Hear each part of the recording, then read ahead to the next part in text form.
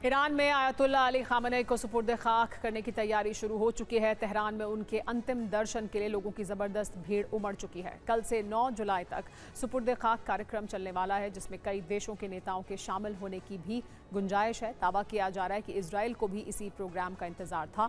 America से ही report है कि इजराइल इस प्रोग्राम को टारगेट कर सकता है। मोसाद के टारगेट पर मुश्तबा समेत ईरान के कई नेता हैं। खामनेई को सुपुर्द खाक करने के कार्यक्रम को लेकर ईरान और इजराइल में धमकियों का दौर जारी है। ऐसे में सवाल यह है कि क्या एक बार फिर अरब में महासंग्राम छिड़ने वाला है। अमेरिका से एक और पर्दाफाश हुआ है कि तेहरान ने एक बार फिर एटमी प्रोग्राम शुरू कर दिया है।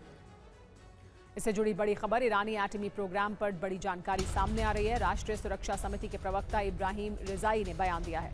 परमाणु नीति पर दोबारा विचार करे ईरान कहा है। इजराइल से खतरे को देखते हुए ये नसीहत दी गई है। मुश्तबा को इजराइल से मिली है बड़ी धमकी।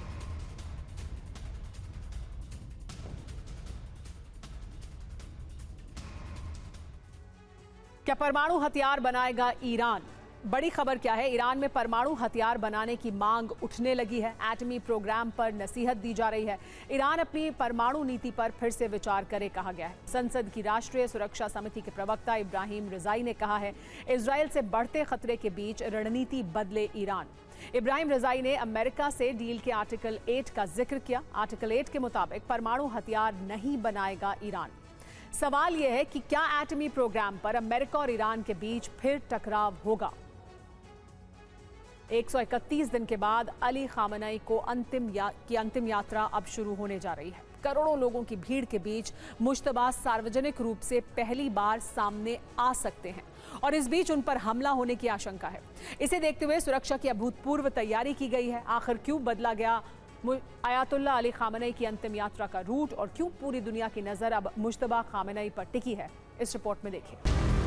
5 दिन, 2 देश, 3200 किलोमीटर, 2 करोड़ लोग, 40 देशों के प्रतिनिधि। सबसे बड़ा सवाल यही है, क्या मुश्तबा इस पूरे कार्यक्रम के दौरान सार्वजनिक रूप से दिखाई देंगे? और अगर दिखाई देंगे तो क्या उनकी सुरक्षा सबसे बड़ी चुनौती बन जाएगी? क्या अली खामनेई के जनाजे में शामिल मुश्तबा खामनेई पर हमला हो सकता है? इस बीच ट्रंप की करीबी सहयोगी लॉरा लूमर की एक सोशल मीडिया पोस्ट ने भी विवाद खड़ा कर दिया। लूमर ने इजरायली सेना को टैग करते हुए लिखा कि खामनेई के जनाजे के दिन उसके पास मौका होगा। 4 जुलाई को तेहरान के ग्रैंड मुसल्ला में अंतिम दर्शन शुरू होंगे।